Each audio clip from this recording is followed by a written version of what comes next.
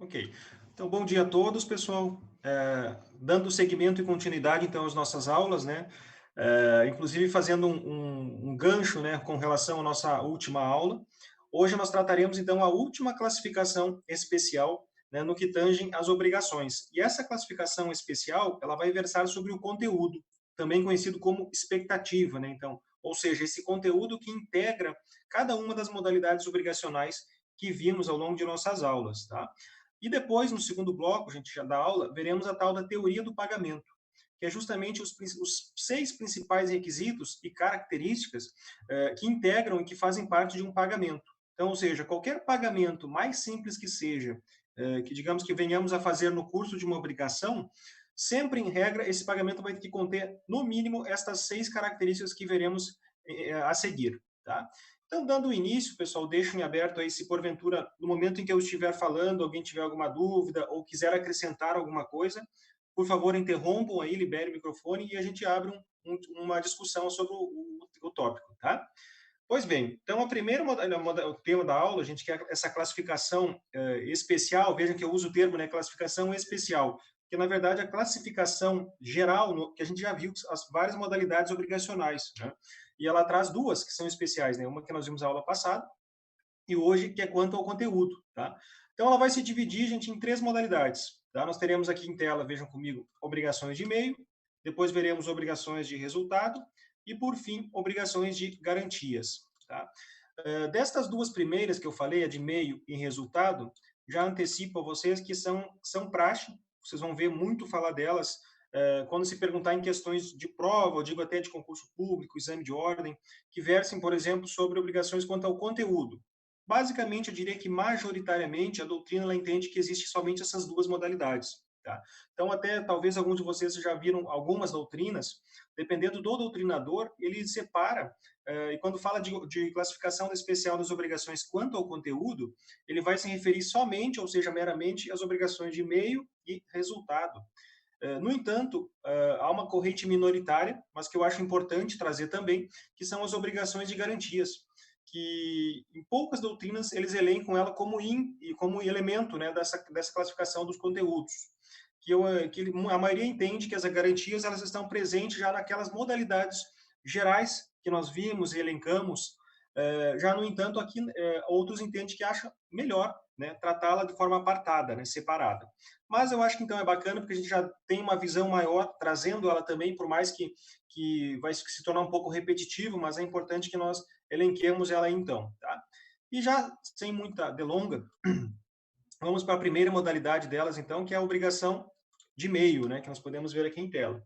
Obrigações de e-mail, se a gente pode pensar uma obrigação, eu costumo sempre falar, você observe sempre uma frase, né, quando se estudava muito aquela questão do sujeito e predicado no português, né? Obrigações de e-mail, ela já está dizendo, meio, é o meio pelo qual vai gerar, então, o possível resultado. Ou seja, por falar de meio, quer dizer que ela se refere somente à ação, ou seja, à atitude que vai ser manifestada nesta obrigação. Ou seja, ela não vai se importar com o resultado que será produzido. Então, observem isso. Conceitualmente falando, gente, para a gente clarear um pouco mais isso, eu trago aqui um conceito da doutrina do Pablo Stouze e do Pamplona Filho, tá? Vamos só dar uma leiturinha ali, vamos lá. A obrigação de meio é aquela em que o devedor se obriga a empreender a sua atividade, observe esse termo aqui, sem garantir, todavia, o resultado esperado. Ou seja, observem que eu coloco em amarelo, em destaque, né? Quando eu falo que o devedor, que é quem tem que cumprir a obrigação, né? Ele se obriga, então, a empreender a atividade. Então, ou seja, ele aceita o que foi pactuado com o credor, ele vai cumprir aquilo que foi acordado, se for um objeto de contrato, se for por força de cláusula contratual. Só que, no entanto, o resultado que ele vai produzir dessa atividade não é garantido, ou seja, ele pode ser que não ocorra conforme o esperado por parte do credor ou do contratante, por exemplo. Então, quer dizer o quê? Que as obrigações de meio, gente, elas se preocupam, em suma, com você realizar a tarefa que foi combinada, você realizar a atividade, seja de qual independentemente do meio que for. No entanto, sem se preocupar com o resultado que vai ser produzido, que não é o foco de análise desta modalidade aqui. Eu trago dois exemplos aqui embaixo, gente, para a gente também discutir sobre isso. O primeiro deles é muito comum, né? O segundo também, é claro. Mas vai dizer ali o seguinte: a atuação do médico que não pode garantir o resultado. Eu coloco o resultado esperado seria a cura do paciente, né? Aqui é muito comum, se a gente for pensar, quando a gente faz uma consulta médica, geralmente o que acontece? O médico cobra antes do procedimento, já de atender a gente. Então a gente já paga a consulta antecipada, né? Depois se dirige ao consultório dele lá e faz a consulta, o atendimento, enfim. E nós, na perspectiva, aí nós nos tornamos um credor nessa obrigação. Ele, no caso, é um devedor. A gente pagou por um serviço e ele vai prestar o serviço conosco. Só que, na verdade, quando a gente ingressa lá no consultório dele, nossa perspectiva é que ele nos dê um direcionamento para que a gente chegue à cura, né? Uma medicação, um procedimento, enfim. Só que o que acontece é o quê, então? A atuação do médico, na verdade, se ele vai te receitar o remédio, o medicamento, não quer dizer que ele vai garantir a cura. Você pode ir lá comprar um medicamento, tomá-lo e não ter o efeito esperado, ou seja, permanece ainda essa enfermidade. Então, quer dizer o quê? Que o que importa nesse momento aqui é uma obrigação, que nós temos em tela, uma obrigação de meio, que o médico ele recebeu pelo serviço, cumpriu o serviço, ele te deu o devido encaminhamento, mas na verdade não se espera se que vá, não se sabe se realmente vai surtir o devido efeito esperado por parte do paciente. Então aí que se caracteriza, gente, a questão da obrigação de meio, que é quando falamos essencialmente no que tange então aos atos que são produzidos para cumprir a obrigação. Significa que ele cumpriu. Então ele cumpriu a parte dele, fez um atendimento, deu o devido encaminhamento, o atestado, enfim, mas é claro que só se saberá depois se o resultado foi esperado ou não. Mas isso não é objeto de cobrança por parte da categoria das obrigações de meio, tá? Segundo exemplo, gente, que é bem próximo ao nosso cotidiano, que é o exercício da advocacia. Aqui a gente vai entender um pouco melhor. Coloco ali, a atuação do advogado que não pode garantir o resultado, que seria o esperado, então, o êxito do processo, né? A vitória do processo, né? Ganhar, o ganho de causa, né?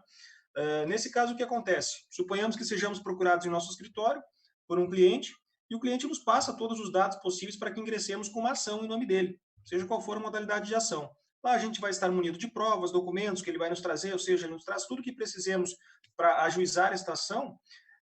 Só que, no entanto, nós, como profissionais, não podemos também, ou seja, exigir, garantir a ele, melhor, que vamos ter êxito 100% do processo, que na verdade seria um erro gravíssimo não dizer isso, inclusive, né? Ou seja, a atuação nossa como profissional do exercício da advocacia, nós não podemos de forma alguma dizer para o cliente, por mais que possa ser um processo simples, mas que muitas vezes a gente pode imaginar que no decorrer do seu transcorrer, né, o seu transcurso, pode vislumbrar aí diversos atos, diversos efeitos, certamente muitos deles nem esperados. Então aí que é a questão. A gente vai atuar, vai ser contratado pelo cliente, então ele passa a ser nosso credor, nós passamos a ser um prestador da pessoa de devedor, iremos ajuizar a ação conforme foi acordado, mas nós não temos certeza se o resultado vai ser aquele. Claro que serão trabalhados atos e das maiores formas possíveis para que possamos alcançar esse resultado, mas nem sempre, claro, a gente sabe que isso é muito discutível, né? Ainda mais quando falamos de matéria de direito, questões técnicas, questões jurisprudenciais, doutrinárias, tudo isso aí envolve um aparato muito complexo que, dependendo do curso em que for destinado, vai gerar um efeito talvez distinto do que é esperado, né?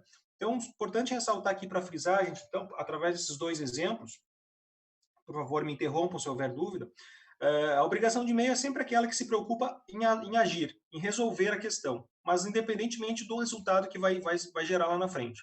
Ela não se preocupa, ela não traz em sua característica que você exemplos, né, casos práticos que vão buscar relação direta com o resultado. Claro que quem espera um resultado justamente é a pessoa do credor, por exemplo. Então ela espera que seja daquela forma, mas nem sempre pode ser que seja isso.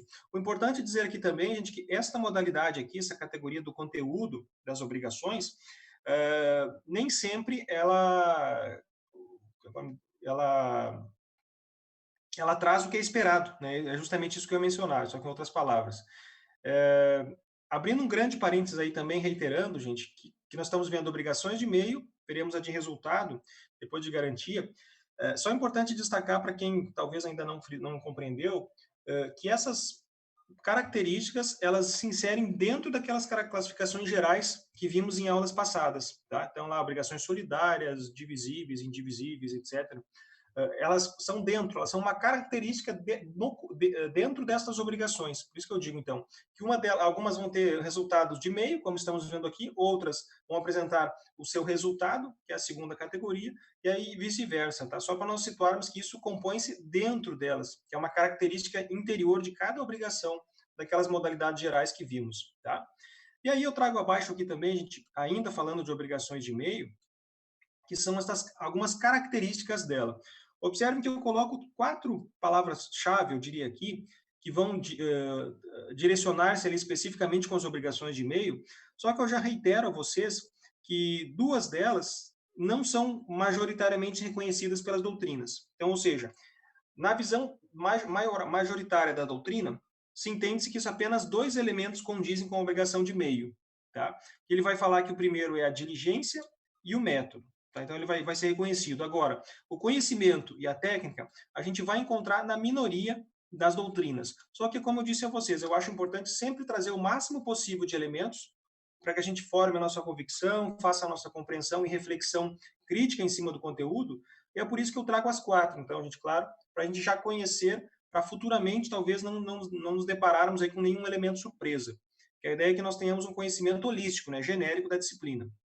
E aí eu trago, então, esses 4 elementos. Que ele quer dizer o quê, gente? Que uma obrigação de meio, ela tem que trazer consigo 4 elementos essenciais. Eu diria que o primeiro deles é o conhecimento, que ele versa, então, sobre o quê, gente? Vai versar sobre esse primeiro fator, né? A ciência de ambas as partes no que tange ao objeto prestacional. Então, aqui nós estamos falando que ambas as partes estão a par do que cada uma tem que cumprir dentro desta obrigação, ou um contrato, por exemplo. Tá? Segundo ponto, a diligência. A diligência justamente é os esforços que serão esboçados para cumprir aquela devida atividade, que é justamente o que, então? Que a gente coloca aqui no conceito acima, né? É empreender a atividade. Então, essa atividade que vai ser realizada pela parte, justamente se caracteriza como uma diligência, que ela vai cumprir para surtir o efeito do contrato, né, por exemplo. Terceiro, o método. Então, seja qual for a forma que a pessoa vai usar desses meios, né? Aqui nós temos exemplos diferentes. Uma atuação clínica, médica. Aqui nós temos uma atuação no exercício de assessoria jurídica, de consultoria jurídica. Então, nós temos, independentemente da modalidade, ou seja, do método pelo qual vai ser empregado, também podemos pensar se for o método intelectual ou método braçal, depende do tipo, então, obviamente, da obrigação, tá? E, por fim, a técnica, né? Justamente a técnica justamente é o rigor que vai ser empregado nessa obrigação para que se consiga cumprir o que foi pedido, tá? Só que, lembrando, cumprir o que foi pedido, eu não estou me remetendo ao resultado, tá? Então, muito cuidado para a gente não confundir isso. Já vi isso em muitas provas aí, de exame de ordem, principalmente, quando se fala a pessoa confunde-se com a ideia do resultado. Que o resultado ele só vai estar associado na outra modalidade que veremos a seguir, tá? Então, frisando aqui em geral, gente, obrigações de meio, o próprio nome já diz, lembrem sempre do meio da frase, né? Do item que compõe no meio. Justamente, ele quer identificar apenas, meramente, qual foi a atividade empreendida ou a ação colocada em prática para que se pudesse, então, cumprir a obrigação. Então, é sem se preocupar, então, né, sem garantir, como coloca ali o conceito técnico, né, o resultado esperado. Claro que se vai se empreender a atividade com vistas a alcançar um resultado, mas não se garante ele. Então, é uma questão que é incerto o resultado. Então, são esses exemplos que nós vimos ali, tipificam muito bem esta modalidade da obrigação, tá? Ok, pessoal? Se houver dúvidas, por favor, interrompam. Na sequência, já vamos ao item 2, que são as obrigações de resultado, tá? Então, aqui nós temos um viés diferente da modalidade anterior, que vimos acima, e ela vai nos dizer o seguinte, gente, conceitualmente, para iniciarmos. A obrigação de resultado é aquela em que, atenção aqui, o devedor se obriga não apenas a empreender sua atividade, características dadas de cima, né, mas, principalmente, a produzir o resultado esperado pelo credor. Então, conceito do Stolze e Pamplona também, tá? O que eu quero dizer aqui, gente? Que a obrigação de resultado, observem, então ela se preocupa também na forma da atuação, conforme a modalidade de meio, mas, na verdade, principalmente, ela está dizendo aqui, né, o foco dela mesmo é que esse ato que seja produzido para cumprir a obrigação, ele produza o efeito esperado pelo credor. Então, na verdade, é uma conexão de um elemento com o outro. Então, aqui sim, quando falamos de obrigações de resultado, o próprio nome já diz, né? Resultado. O que ela vai resultar, né? Qual é o efeito que ela vai trazer a partir do ato que é produzido para o seu devido cumprimento? Então, aqui é importante destacar que o resultado, sim, é o que importa, na verdade. Então, o meio é uma condição, né, para que se chegue ao resultado, obviamente. Mas o que se importa nesta modalidade é o resultado. Se nós formos ver o título de cada uma delas, já dá para nós associar e dificilmente a gente vai errar. Né? A gente, quando fala obrigação de resultado, pense no resultado, de fato, que é o que ela quer buscar. Quando fala em obrigações de meio, já pensamos, então, o meio pelo qual vai ser empregado para se cumprir a obrigação. Então, é o meio. Então, o meio pelo qual, se é um meio prático, se é um meio intelectual, independentemente da forma, desde que, claro, ele se manifeste. Então, vê que é muito fácil a gente distinguir pela própria nomenclatura, tá? Voltando aqui à obrigação de resultado, o exemplo 1 em tela, nós vamos ver o seguinte, também é um exemplo médico, mas observem a diferença que nós vamos nos deparar aqui. A atuação do médico cirurgião plástico, atenção, que se compromete com o paciente, ou paciente, né, a atingir um resultado na mudança de expressão facial. Ou seja, aqui nós falamos de um procedimento estético. Por exemplo, eu coloquei o nariz, por exemplo. Digamos que uma pessoa lá paga uma consulta, vai a um consultório médico de um cirurgião plástico, né, para tratar a questão estética da sua face. Digamos que lá ela quer, por exemplo, promover uma mudança estética no nariz, sei lá, um formato, talvez algo que ela se sinta incomodada. Aí ela vai lá e contrata, então, esse profissional, esse cirurgião plástico, e lá, claro que nas diversas consultas, diversos exames que eles vão fazer para antes de colocar em prática isso, a pessoa vai pedir, olha, eu quero nesse formato, que o nariz talvez tire essa mancha, ou tire esse formato, enfim, que fique liso, enfim. Então, o que acontece? O médico ele vai se comprometer a atingir esse resultado esperado e solicitado pelo paciente. Aqui a situação é diferente. Aqui, na verdade, a gente observa que, inclusive, há um vínculo contratual mais intenso, né? Porque, na verdade, o médico cirurgião ele vai se comprometer a atingir aquele resultado pedido, né? Que foi, inclusive, pedido especialmente, né, pela parte credora, que é o paciente. Então, aqui sim. Então, aqui nós temos uma obrigação que ele vai desembolsar um meio, né, para que atinja ela, através do procedimento cirúrgico, ou seja qual for a técnica que ele vai colocar em prática, mas o que se importa realmente aqui é que ele atinja aquele resultado que é esperado por parte do credor, do sujeito credor, né, do ativo da obrigação, que neste caso é o paciente, que é quem paga pelo serviço prestacional, tá?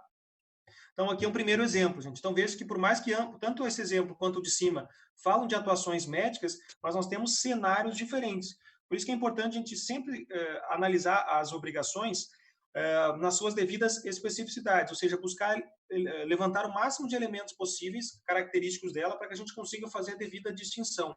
Sempre é interessante fazermos uma análise dela. Então, observem que às vezes é uma frase como está aqui, muito simples, mas que, na verdade, ambas, tanto a de cima quanto a de baixo, aqui que fala da questão médica, ambas trazem direcionamentos diferentes.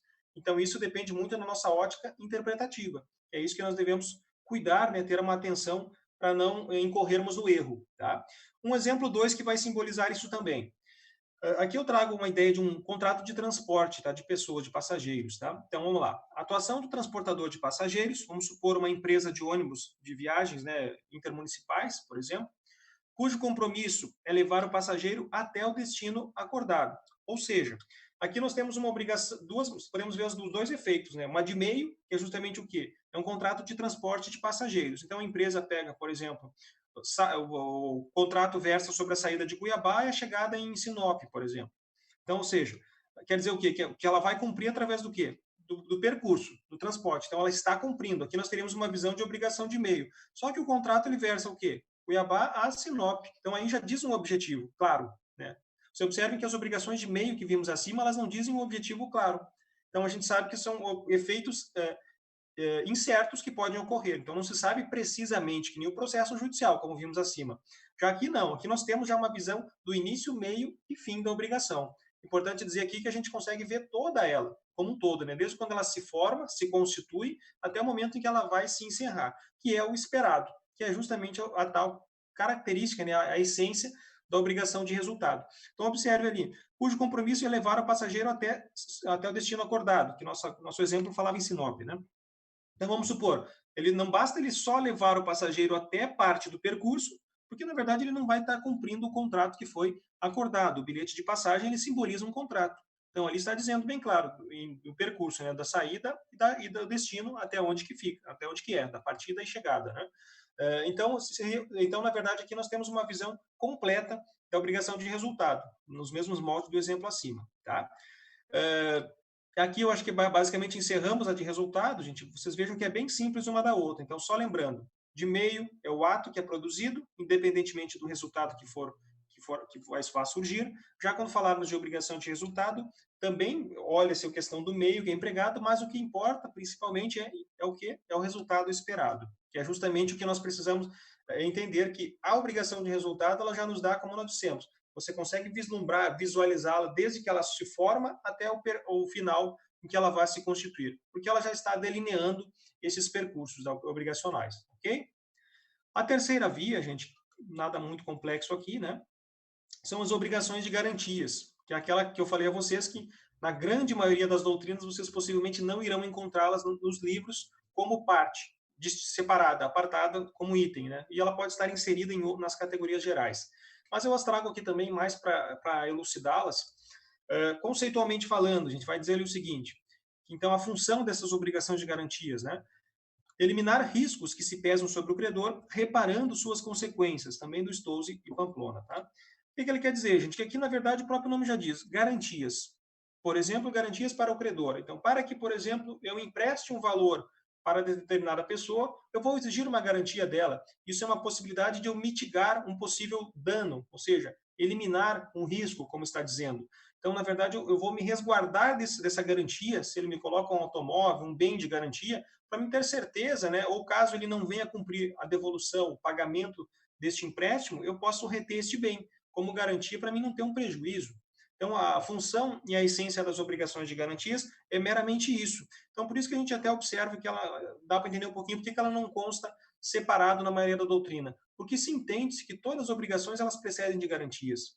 Então, se formos pensar lá uma obrigação solidária, que nós vimos nas aulas passadas, né? Vamos dizer que a pessoa vai lá, ela quer pegar um empréstimo a uma instituição bancária. Quando ela vai no banco, digamos que o banco exige a ela que ela traga 2 fiadores. Só que ela peça que esses 2 fiadores sejam solidários, assim como o devedor principal, como garantia. E aí, de fato, vai lá, ele consegue os 2 fiadores, os 3, então, assinam o contrato junto com a instituição bancária, e se porventura o devedor, que é o principal, quem está usufruindo, não pagar, podem ser cobrados os fiadores, né? Os chamados fiadores, né? Que daí isso é uma obrigação de garantia. Você veja que a obrigação de garantia ela está colada, anexa, né, a uma obrigação solidária. É isso que eu quero dizer, então, que essas modalidades que estamos vendo hoje, sempre elas vão estar coladas a uma obrigação solidária principal, perdão, uma classificação principal. Né? Então, observem que isso acompanha, então são elementos que acompanham as obrigações. Abaixo eu trago exemplos, né, gente? Primeiro, a fiança, que nós falamos aqui, um exemplo, a fiança sempre pode ser em contratos, por exemplo, um contrato de locação, a gente exige a figura do fiador. O aval, aqui, por sua vez, ele se remete a títulos de crédito, cuidado para não confundir, gente. Então, por exemplo, eu posso ser avalista em um empréstimo, eu posso ser avalista em um título de crédito, um cheque, por exemplo. Então, muito cuidado para a gente não confundir a aplicabilidade de em cada um no seu devido caso concreto. Tá? O segundo exemplo é o seguro, que é uma coisa muito usual, né, gente, que o seguro a gente aplica hoje em várias modalidades, seja para segurar um automóvel, seja para segurar um transporte, seja das diversas espécies que a gente faz aplicabilidade. Isso nada mais é do que, na verdade, também uma garantia para quem está contratando o serviço, né, o credor, por exemplo. Então, justamente, ele vai ter sempre um aparato de garantia, de seguro, seja um seguro de vida para um transporte, seja um seguro de qualquer espécie, de qualquer ordem, né? Mas que, na verdade, ele traga efeitos, né, sensações de garantias, de resguardo, tá? Contra um possível dano que possa acontecer, ok? Então, vimos aqui, gente, então, voltando, obrigações de meio, agora vimos também obrigações de resultado, e, por fim, fechamos com as obrigações de garantias. Nada muito complexo, né? A gente aqui, essa parte já é bem mais simples das obrigações, né? Não traz tanta regrinha como nós vimos nas categorias gerais, que vimos lá. Inclusive, a gente pode observar que até no próprio Código Civil ele não trata, na verdade, praticamente esses dispositivos de forma específica, assim como a classificação geral. Aqui nós temos, na verdade, o embasamento essencial é doutrinário. Então, a doutrina que traz esse aparato teórico para que a gente consiga depois fazer links, conexões com a legislação pertinente, que no nosso caso aqui seria o Código Civil. Tá? Deixa eu ver aqui. Pois não, Kleber. Certo. Pois não. Certo. São ótimos também. Uhum. Certo.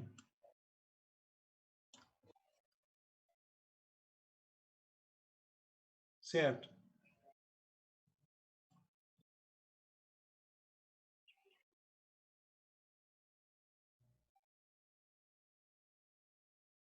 Exato.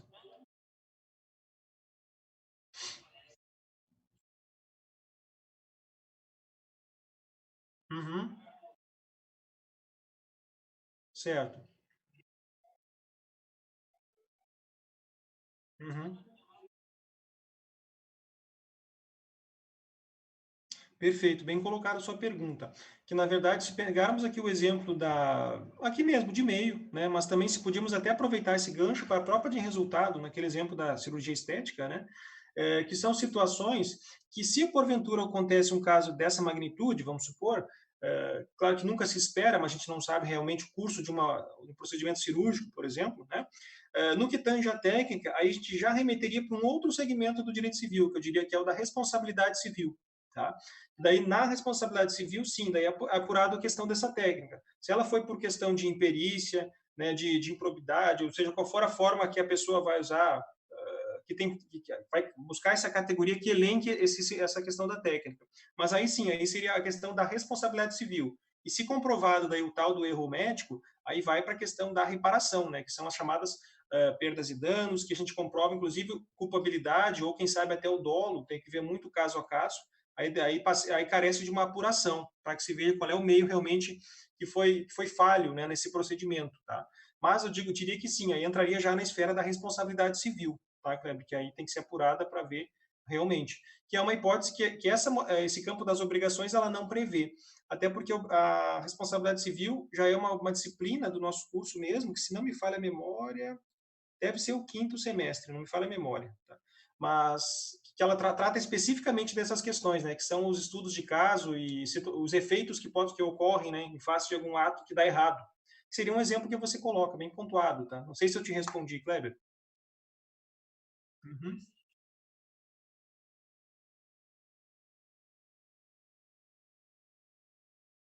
uhum.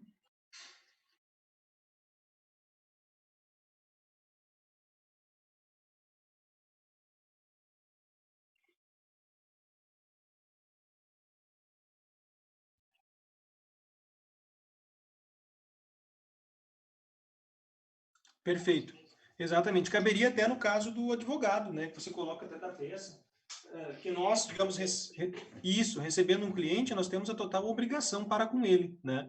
Se porventura a gente produza destinação do processo ou deixe de cumprir um prazo, expira um prazo e eu não entrei com o recurso, eu vou causar um dano imenso ao meu cliente. Aí eu vou ser responsabilizado também, né?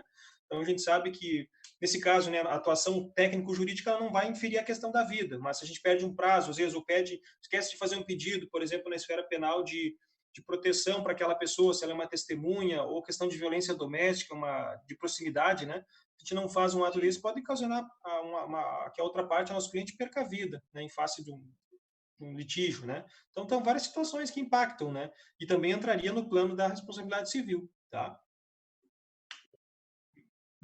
Maravilha, obrigado, obrigado pela sua pergunta, cara. Pessoal, eu acho que é melhor, senão não vai dar tempo, né? Então tá. Vamos fazer o seguinte, pessoal. Isso, manda um novo link lá no grupo, tá? Perfeito.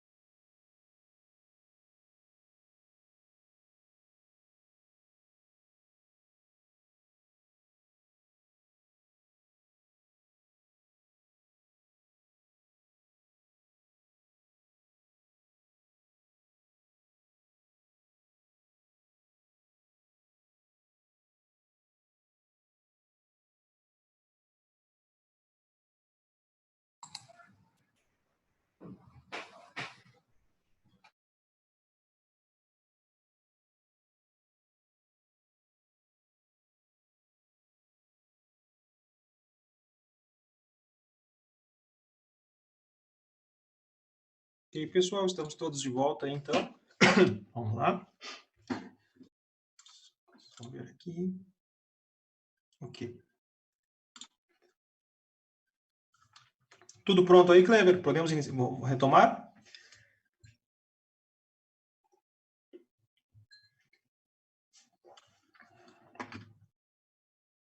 Ok, vamos lá então. Bom, gente, então, seguindo então com a nossa segunda parte da aula,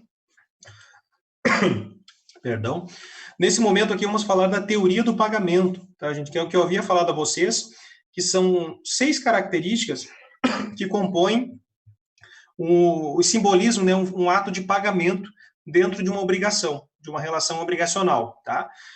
Aqui a gente pode ver que no próprio Código Civil, gente, é um tema bastante longo tratado ali dentro. Então, nós temos do artigo 304 até o 333. São praticamente ali 30 artigos de lei que falam sobre a questão do pagamento, que é a tal da teoria do pagamento, tá, gente? Então, claro, por ser muito extenso, eu não vou me deter aqui, mas eu vou colocar os principais artigos que falam sobre cada uma dessas 6 características, e depois eu pediria que vocês façam um estudo aprofundado, só deem uma olhadinha depois no código, esses artigos, que trazem características adicionais que podem elucidar possíveis dúvidas, curiosidades, e se houver depois, por favor, me contatem, tá? Pois bem, gente, então, dando início à chamada teoria do pagamento, também é importante destacar aqui que nas doutrinas, quando vocês forem estudar, a grande maioria delas, elas trazem o título lá como teoria do pagamento mesmo, tá? Algumas podem falar sobre do pagamento, como é o caso que eu coloco aqui, mas até a maioria vai constar como teoria do pagamento, tá? Então é a mesma coisa, tá, gente? O que ele quer dizer esse tópico, gente? Na verdade, ele quer dizer que quando nós temos uma obrigação, seja da espécie que for, e que tenha como meio de cumprimento dela o instrumento do pagamento, ela quer dizer que o pagamento ele segue umas regras básicas e gerais. Então, significa dizer que o direito ele já regulamenta como que deve pagar, a quem que eu devo pagar, quais as formas de pagamento que possam ser feitas, questões de prazo do pagamento, são exigíveis, quando não são exigíveis. Então, ali, ele já nos dá justamente as características principais que mais acontece a sua aplicação, eu diria, no momento em que não há um direcionamento num contrato, quando já não há uma previsão específica. Por exemplo, quanto ao prazo, digamos que uma relação de compra e venda, ela presente ali no contrato uma cláusula que estabelece pagamento de prestações mensais, em 10 vezes, por exemplo. Então, significa que ali já temos um prazo. Mas eu diria, e na eventualidade, quando ela não traz uma definição de prazo e nem de quando tem que pagar, como que se aplica? Aí é quando entra justamente esses dispositivos, que nós vamos ver aí dentre as suas várias características, tá? Então, já avançando para o primeiro deles aqui, gente, ele vai falar a primeira característica, tá? Quem que deve pagar, né? Quem está obrigado a pagar em uma relação obrigacional, né? Aqui, por óbvio eu coloco, né? Então, aquele que efetua o pagamento, ou quem vai ter que efetuar o pagamento. Neste caso, a figura do devedor. E aí, tem um termo técnico, gente, que se fala muito, que soa um pouco estranho, mas é bom a gente ter conhecimento, que pode aparecer em provas aí, até exame de ordem pode tratar como o termo solvens. E solvens sempre se refere ao devedor, que é aquela ideia de solvente, né, de solvência, que ele tem que solver a dívida. Então, por isso que vem um termo solvens, que na verdade vem do latim isso aqui, tá, gente? Então, solvens vem de solvência, de quitar a dívida, quitar o débito, tá? Então, só para conhecimento, então, é um termo que também é muito utilizado, tá? E a quem se deve pagar, então, a quem deve pagar, né, gente, quem é o devedor numa obrigação, o 304 já nos dá esse direcionamento. Ele vai dizer o seguinte, gente, aqui são transcrições na íntegra, tá, do código. Qualquer interessado na extinção da dívida, ou seja, então, no seu cumprimento e seu término, né, pode pagá-la, usando, se o credor se opuser, dos meios conducentes à exoneração do devedor. Ou seja, o 304, gente, ele já nos dá uma visão mais ampla do cumprimento obrigacional.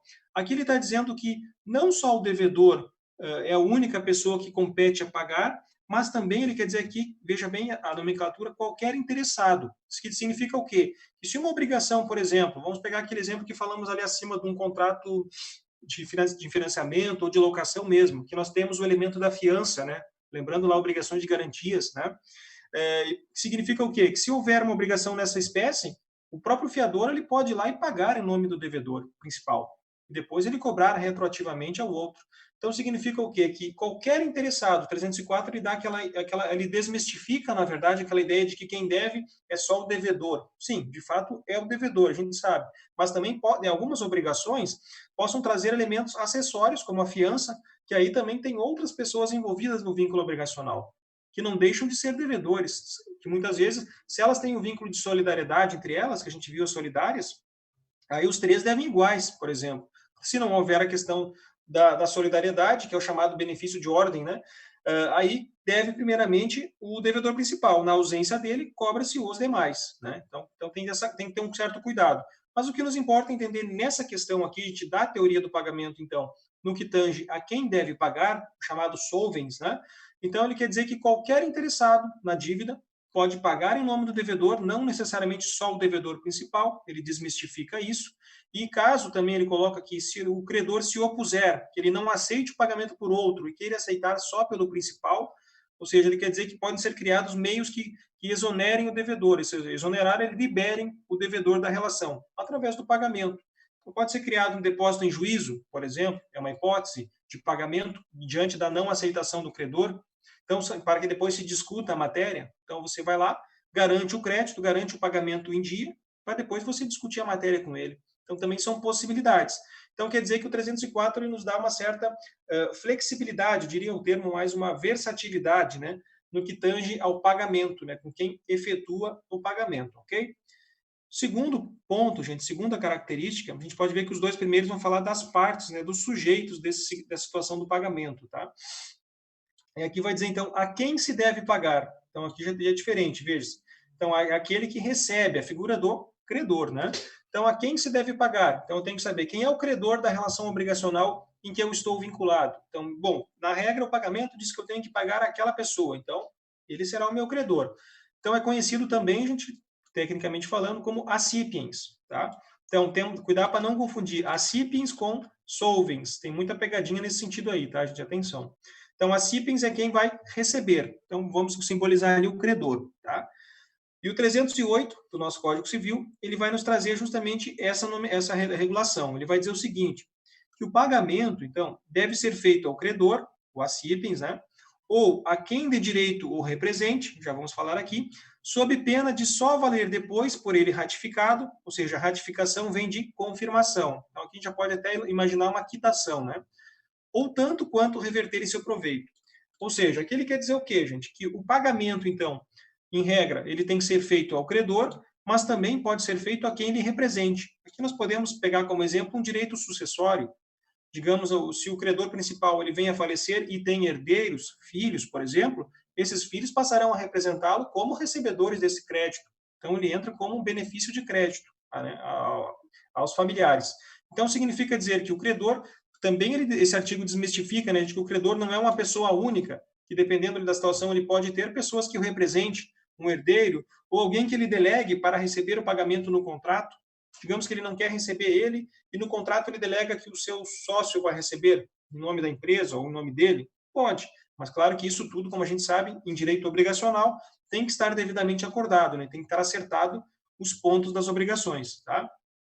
Outro detalhe que diz aqui, gente, sob pena, né, de só valer depois de por ele ser ratificado. Aqui ele quer dizer que se porventura ele é recebido por uma outra pessoa que ele represente a ele, essa pessoa, por sua vez, ela tem que trazer o quê? Um objeto de quitação que seja emitido por esse credor, né, no caso de que ele peça para um sócio receber. Então tem que ter um recibo de quitação. Isso simboliza a tal da ratificação. Cuidar aqui, gente, para a gente não confundir dois termos do português, né, talvez juridiquês aplicáveis, né, que existe ratificação e retificação, né, cuidar muito com isso. A palavrinha ratificar, do rato, né, vem de confirmar, de confirmação, que é justamente isso. Então, confirmar o recebimento do pagamento, né. Agora, cuidar que a retificação com E, né, é a ideia de corrigir. Então, cuidar para não confundir uma com a outra, né, isso também implica muito. Isso eu trabalho muito com o pessoal quando eu falo da linguagem forense, uma disciplina que eu ministro também, e lá a gente costuma ver as terminologias do português em termos de aplicabilidade no âmbito dos documentos, né? Para a gente cuidar para não usar a palavra errada, que aí dá um sentido bem diferente do que é esperado para utilizá-lo, tá? Pois bem, então, nada mais complexo aqui. Então, pessoal, a quem se deve pagar, temos a figura do credor, que também pode ser feito o recebimento por pessoa por ele designada ou, no caso do exemplo do direito sucessório, que é por força de lei, né, um hereditário, e que necessita, então, da ratificação, que é o quê? Que é a comprovação de que se efetuou-se ou que se recebeu o tal pagamento por parte do devedor. Tá? Terceira característica, pessoal, é o tal do objeto do pagamento. O próprio nome já diz, né? O que é o objeto? Aqui a gente vai lembrar quando falávamos lá no início de nossas aulas do que era a obrigação, a gente viu que ela tem 4 elementos que a constituem, né? Temos o credor, o devedor, sujeito então ativo, passivo, né? Vínculo obrigacional e objeto prestacional. Então temos 4 elementos que compõem uma obrigação, né? E aqui, na verdade, quando falamos em objeto do pagamento, significa dizer que bem que está ligado diretamente ao pagamento. Ou seja, então, o pagamento é feito em relação ao quê? A um bem físico, a um bem material, ou ao serviço prestado, também pode ser uma prestação de serviço, lembrando lá aquelas categorias que vimos, né, obrigações de dar, fazer e não fazer, né, são os 3 pilares das obrigações, tá? Então, aqui ele quer dizer o seguinte, gente, quem é o objeto do pagamento? Sabemos que temos que pagar algo a alguém, mas pagar algo por quê? Em face de que objeto? Então, é justamente o que coloco. Então, é aquilo que foi avançado ou acordado, né, entre as partes. Então, digamos que é um contrato de compra e venda de um veículo automotivo. Então, aí quem é o objeto do pagamento? É o veículo automotivo. Então, nós estamos criando uma situação de pagamento do devedor para com o credor em face da venda do veículo. Então, se eu estou comprando, eu vou pagar em face que eu vou receber aquele bem material em troca. Então, isso é o acordo obrigacional. Então, o objeto do pagamento é sempre o objeto, seja ele um serviço ou um bem, tá? Um bem material, que simbolize a motivação do pagamento, que é justamente isso. No 313 do Código Civil, nós vamos ter esse enunciado, gente, que vai dizer o seguinte, que o credor, atenção, ele não é obrigado a receber prestação diversa da que lhe é devida, ainda que mais valiosa. O que eu quero dizer aqui, gente, então? Pegando o exemplo do compra e venda do automóvel que falamos, né? Se o contrato de compra e venda de um automóvel, eu, como credor, eu tenho total autonomia, total direito de exigir aquele automóvel. Digamos que o devedor diga, eu não tenho mais automóvel, não deu certo, eu posso lhe oferecer vamos exagerar no exemplo, um ônibus, que vale muito mais que o automóvel, você vai ter um valor muito maior agregado. Eu posso simplesmente, como credor, dizer, não, eu não quero o ônibus, eu quero aquele automóvel, nós tratamos aquele veículo, eu quero ele. Então, é justamente o que diz o 313. Ele diz que o credor ele tem o direito de escolha, inclusive exigir o que for contratado, se é justamente o interesse dele, e ainda, por mais que ofereçam algo mais valioso, como o exemplo do ônibus, né? Então, mesmo assim, eu não sou obrigado a aceitar, sobre a alegação de que é mais valioso, tá?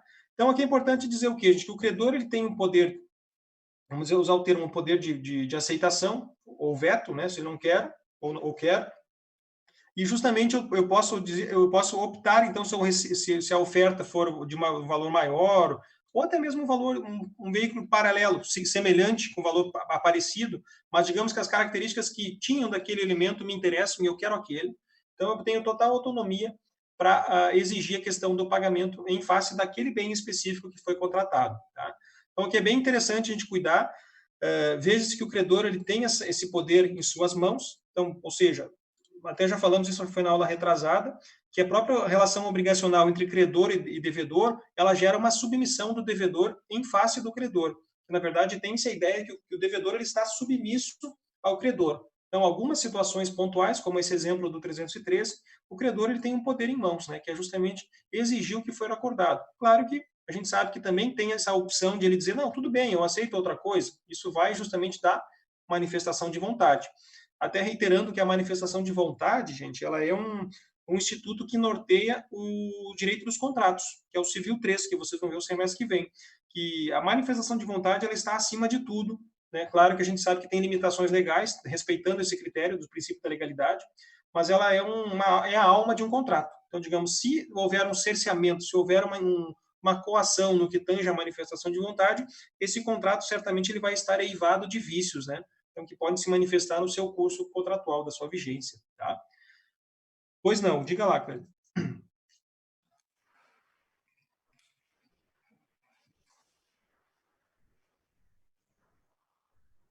Perfeito, perfeitamente.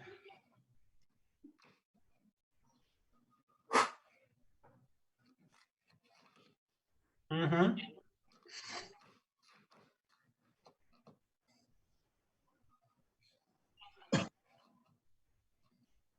Uhum.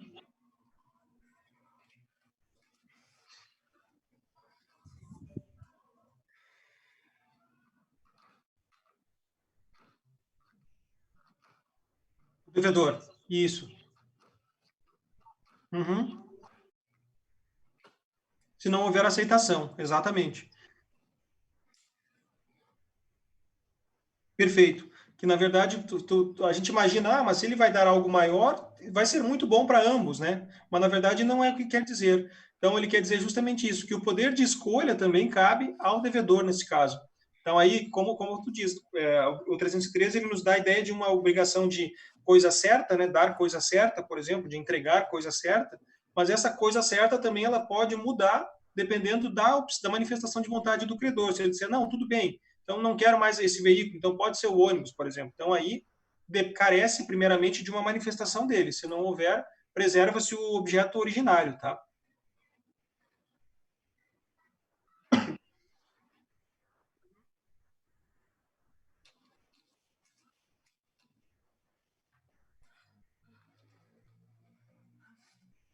Exatamente. A gente observa que, como tu disse, é um texto seco, curto, né, bem objetivo, mas que ele expressa vários direcionamentos interpretativos, né? Então é bem isso que é o bacana do direito em si, né? Porque a gente olha às vezes um artigo de um artigo de lei de uma mera frase simples, mas ele pode trazer 10 até interpretações, por exemplo, né? Muitas vezes até muito mais do que um artigo mais extenso. Então bem colocado, né? É. Uhum. Uhum. Perfeito. Isso mesmo. Hein, professor? Sim, pois não? É, mas no caso, assim, indo para a prática do dia a Qual? dia, esse 313, ele não se torna, assim, meio inutilizável, vamos dizer assim, porque se o devedor, ele não consegue entregar a coisa o objeto combinado, né? É, Certo. ingressa-se com uma ação no judiciário para que se exija aquele determinado ato. Certo. Permanece dizendo que ele não tem condições de entregar aquela coisa. A situação é ou devolver a quantia recebida, né? No caso, Isso. com aplicação de multa e alguma coisa assim, é variável, mas ela acredito que, assim, uma opinião particular, né? Ela se torna quase Sim. vaga, né? No sentido de que ou ele recebe o dinheiro de volta, porque como que o credor, no caso, vai ter condições por exemplo, se for uma peça que é produzida em outro país, não há uma possibilidade Uhum. de ser importada mais, Isso. e alguma coisa assim relativa, né? Na verdade, cai-se o bom senso de ambas as partes, né? Isso, bem pontuado aí, Wesley, tua colocação bem ampla. Na verdade, até eu me lembrei, ela se remete, né, às nossas primeiras aulas lá da ocasião que falávamos de, até puxando agora para dar coisa certa ou coisa incerta, né? Mas é bem colocado. Na aplicabilidade, como você põe, eu diria até um pouquinho diferente o caminho no seguinte sentido: você já fala diretamente o judiciário. Claro que é um caminho se não houver um acordo, né? Que nem você coloca. Mas eu diria que no contrato em si, quando as partes forem fazer uma compra e venda de um bem, um objeto, enfim, né? Certamente elas vão ter que ter um contrato que simbolize isso. E nesse contrato, certamente também vai trazer algumas cláusulas, né, que eu diria que hoje já são cláusulas, por exemplo, obrigatórias. Se você vai ver cláusulas resolutivas, cláusulas de arrependimento, por exemplo, que a parte também ela pode se arrepender e manifestar isso, cláusulas de rescisão, inclusive é um outro termo que também temos o chamado de extrato, que no direito civil nós falamos em resilição, isso vocês vão ver em contratos no 3 lá. Mas eu queria dizer que, na verdade, o que acontece? Que um instrumento de contrato, gente, são as regras do jogo. Então, com certeza, que hoje um contrato ele não é mais feito sem essa tamanha versatilidade que eu mencionei. Então, no contrato, pode ter cláusulas que já venham previstas, hipóteses, por exemplo, de você não conseguir entregar o determinado bem, como você coloca, por exemplo, se for um bem raro, né, que tem uma característica única, importado, então é uma coisa que você não encontra facilmente. Então, digamos que há um impasse aí, você não consegue entregar. Então, certamente vai haver cláusulas que deem um direcionamento para esses possíveis casos que venham a acontecer. Inclusive, a gente pode colocar também aí, para botar uma pimentinha mais aí, a questão também dos casos fortuito ou força maior. Né? Digamos que o bem está vindo e sofre um efeito aí no percurso e aí acaba perdendo a totalidade dele. Daí você também está impedido de entregar. Aí nem por isso você é culpado, né? Então são questões aí que vão além da condição humana, poderíamos dizer assim, né? E aí também, acrescentando que você fala, realmente, se a parte ela não entrega ou não pode entregar, enfim, pode estar prevista uma multa contratual, exatamente até por meio de cláusula, né? Assim como também a questão a gente pode acrescentar das perdas e danos, se efetivamente for comprovado que aquela pessoa procrastinou o contrato ou criou situações para que ela não conseguisse de fato entregar e isso seja comprovado que ela agiu por culpabilidade, aí também teria, além da multa, se fosse o caso, né, teria também as chamadas perdas e danos, né, que podem ser acrescidas, né? Lembrando a regra geral que nós falamos até em aulas anteriores, que quando há culpa, né, comprovada do devedor, nós temos a incidência das perdas e danos, né, que é a fórmula automática, né? Mecanismo automático desse direito civil, contratos e obrigações, né? Mas bem pontuada a tua colocação. Não sei se eu te respondi, Wesley. Não respondeu sim, professor. Obrigado. Beleza, maravilha. Obrigado pela pergunta aí, viu? Bom, então avançando, gente, vamos lá, já finalizamos aqui então o objeto do pagamento.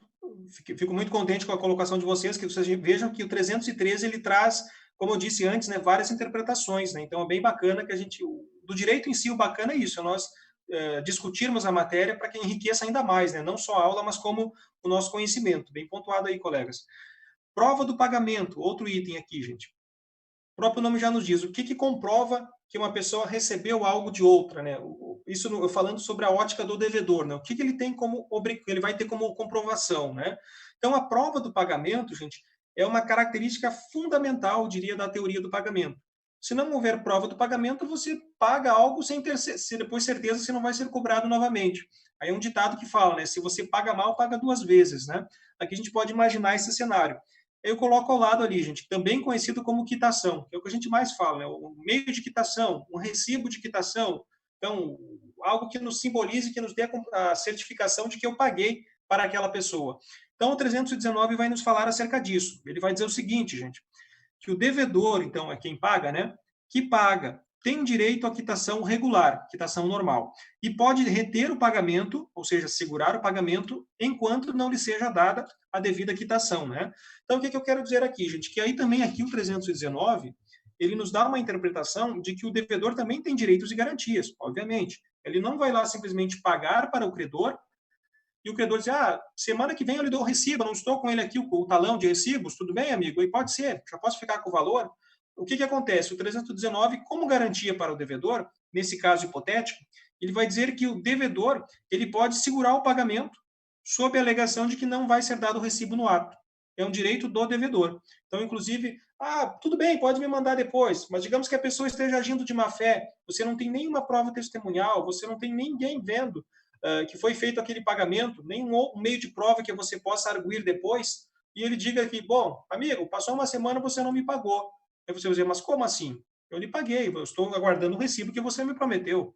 Então, ou seja, isso fica muito na questão do boa-fé objetiva, do bom senso entre as partes, né? Sabemos que hoje em dia, infelizmente, nós não podemos, claro, nos basearmos estritamente, né, do bom senso da outra parte. Temos que estar sempre precavidos, né, juridicamente falando, né?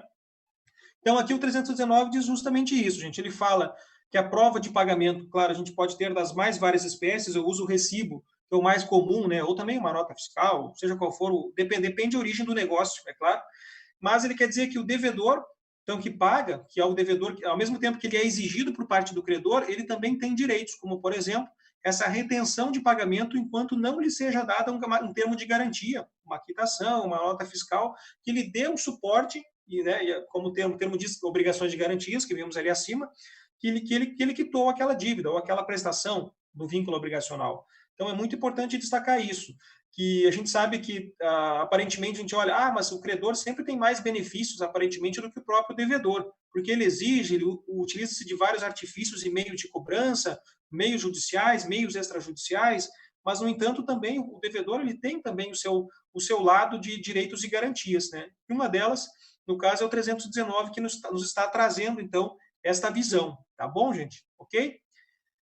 Muito bem. Seguindo, a próxima característica que nós aqui, isso aqui eu queria chamar a atenção de vocês, gente, que além de ser uma característica, então, inerente à teoria do pagamento, muito cuidado que isso aqui cai muito em provas de concurso, gente, prova de exame, de ordem, principalmente quando fala no lugar do pagamento. Tá? Muito cuidado para não... E também não confundir aqui, quando a gente usa o termo domicílio, não confundir com o conceito lá do Direito Civil 1, que é da disciplina lá de pessoas e bens, que a gente descobre o que é o domicílio, o que é a residência.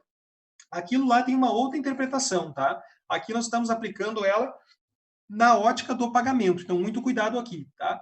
Então, o que eu queria dizer, o primeiro ponto eu coloco ali, então, o tal do lugar do pagamento. O que diz aqui? Que, em regra, quando eu coloco já em regra, gente, é porque é a regra geral, tá? Ou seja, quando não houver um acordo acerca do local do pagamento, a regra geral vai dizer que o local é o seguinte, vejamos, o lugar do pagamento, em regra, então, né, é o domicílio do sujeito passivo da obrigação, que é o devedor.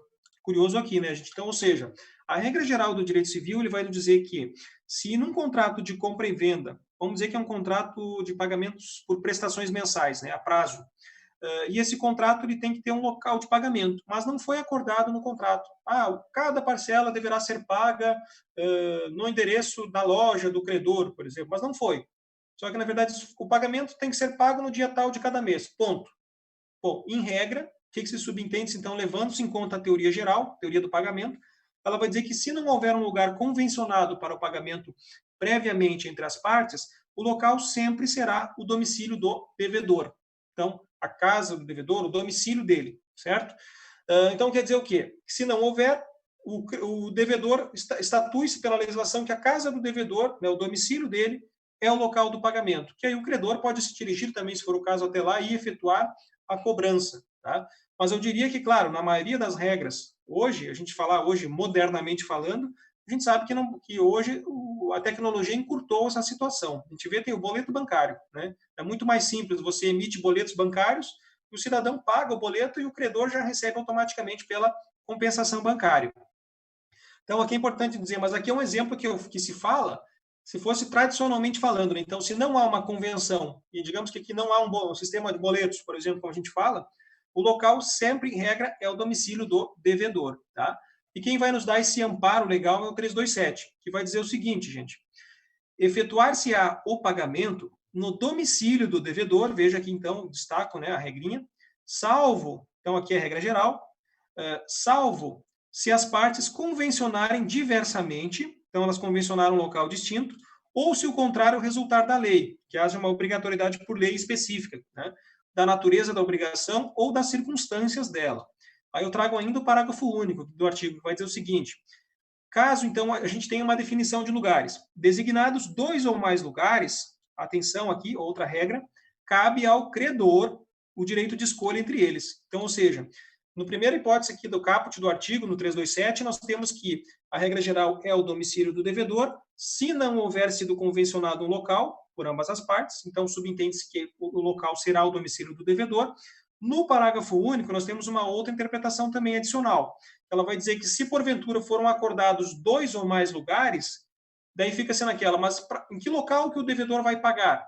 Então, ou seja, nesse caso, se houver, digamos, dúvida sobre 2 lugares que foram definidos, caberá ao credor escolher. Então, o credor vai dizer, devedor, eu quero receber aqui, eu vou estar aqui, pode vir. Então, ele pode jogar essa versatilidade com relação a esses lugares. Tá? Então, cuidado aqui que temos 2 regras, gente. Mas o que a gente tem que lembrar de fato, que é quando falamos, então, quando não há definição do local do pagamento, muito cuidado, sempre é o domicílio do devedor. Se houver mais de um lugar, cabe ao credor o direito de escolha, tá bom? Então, basicamente é isso, gente. Muito cuidado aqui. Desses 6 itens que estamos estudando aqui da teoria do pagamento, peço que deem uma atenção bastante aqui nesse quesito do lugar do pagamento, que é o que mais é cobrado por aí de vocês, tá bom? E aí, por fim, gente, é o nosso último, a nossa 6ª regra, é o tempo do pagamento, tá? Então, aqui remete-se à questão do prazo deste pagamento, que aqui é aquela situação que até eu mencionei no início lá, né? Que é quando situações contratuais exijam um pagamento para o seu devido cumprimento, né? Automaticamente elas podem vir com prazo ou sem prazo. Então, tem essa interpretação também. Aí eu coloco ao lado aqui, né? Um macetezinho. Também conhecido como momento do pagamento, tá? Quem vai nos direcionar acerca disso, gente, é o 331, que vai dizer o seguinte: Salvo disposição legal em contrário, ou seja, então, se não houver nenhuma disposição acerca da matéria, não tendo sido ajustada época para pagamento, ou seja, prazo para o pagamento ou momento, né? Pode o credor, atenção, o credor, exigi-lo imediatamente. Então, vamos supor aqui um contrato de compra e venda de um determinado bem, e nesse contrato não foi acordado que ele vai ser pago em prestações, e nem quando, que dia que tem que ser pago o valor. Tá? Ficou em aberto, ficou no ar essa questão. O que acontece, então? O 331 vai nos dizer que nessas circunstâncias que venham a acontecer, o credor, ele cabe, já pode exigir de imediato, amanhã mesmo. Digamos, se o contrato foi assinado hoje e não versa sobre prazo para pagamento, ou se foi em prestações, ou se tem daqui 15 dias, não diz nada. Então, significa que naquele momento, o credor já pode exigir de imediato o pagamento, até na mesma hora. Então, é importante dizer aqui, gente, quando não houver um direcionamento no que tange a prazo, no que tange a forma do pagamento, no que tange a condições do pagamento, já pode, então, a pessoa do credor, até eu esqueci de pintar em amarelinho, depois dei uma amarelada aqui, gente, é importante chamar atenção, grifem aqui, que cabe ao credor a exigência imediata. Então, ele já pode exigir naquele momento, ele já assinaram as duas partes, cobra no ato ali do devedor, tá? Então, é bem isso. Agora, quando houver definições quanto a prazo, quanto a condições de pagamento, aí é uma outra circunstância. Então, aí já a regra do 331, ela já não se aplica. Então, ela só se aplica nos casos em que não houver nenhuma convenção acerca do tempo do pagamento. Tranquilo? E aqui nós fechamos o segundo bloco da aula, pessoal. Daí eu já queria ouvir vocês, se alguém quer colocar alguma coisa, se há alguma dúvida a respeito. Sou todo ouvidos aí, pessoal.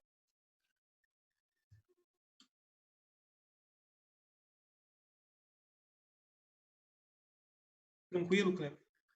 Maravilha, obrigado. Uhum.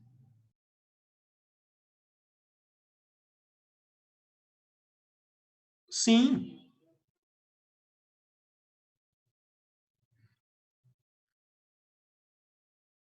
Uhum. Sim, sim. Inclusive, essas normas são aplicáveis também, né? Se tu vai ver esse contexto bem pontuado, né? Isso mesmo. Uhum.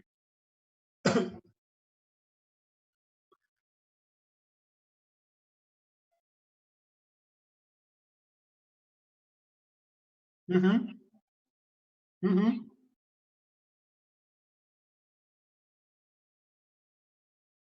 Isso.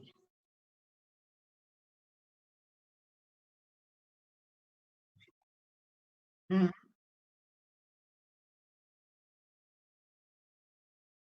Uhum.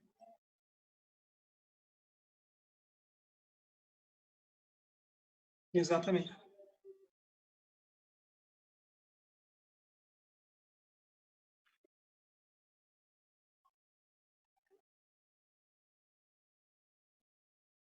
Não, bem isso, bem bacana, né? A gente vê que são aplicáveis a vários casos práticos, aí a gente consegue trazer esses exemplos, é bem bacana, mas é isso mesmo. E é uma disciplina suave, né? Tá ótimo, Kleber. Obrigado, viu, pela tua colocação. Fico satisfeito, então. Mais algum colega quer pontuar alguma coisa, alguma dúvida, ou está tranquilo, gente? Tudo bem? Ou Tranquilo. silêncio presume-se a concordância, né? Alguém que postou aqui no grupo, ou ver aqui no bate-papo. Wesley, tranquilo, obrigado. Então tá bom, Wesley. Obrigado pela participação, tá bom? Tá bom, então, gente. Se houver mais alguma dúvida, quando vocês forem olhar o restante do conteúdo, tem a videoaula que está bem explicativa também quanto a isso, mas se não, por favor, contatem comigo, a gente troca ideia e tenta sanar essas eventuais dúvidas, tá? Semana que vem, no mesmo horário, a gente está mesmo seguindo a tradição britânica, esperamos, né? Estaremos de volta aí, tá bom? Então tá bom. Sim. Ah, essa aula aí é bacana, gente. Vocês vão gostar muito, viu? O Civil 13, ele pega todas as modalidades de contratos, desde princípios, modalidades. É uma matéria que vem bem de encontro a essa. Então, vocês estando bem embasado em obrigações, quando chegarem em contratos, vocês vão estar tranquilos. Então, essa é a ideia, né? Pegar todas essas etapas aí, tá bom? Maravilha, gente. Muito obrigado, então, aí, e uma excelente semana para vocês, tá? Um abração aí. Tchau, tchau. Oi. Obrigado, obrigado. Até mais, gente. Tchau.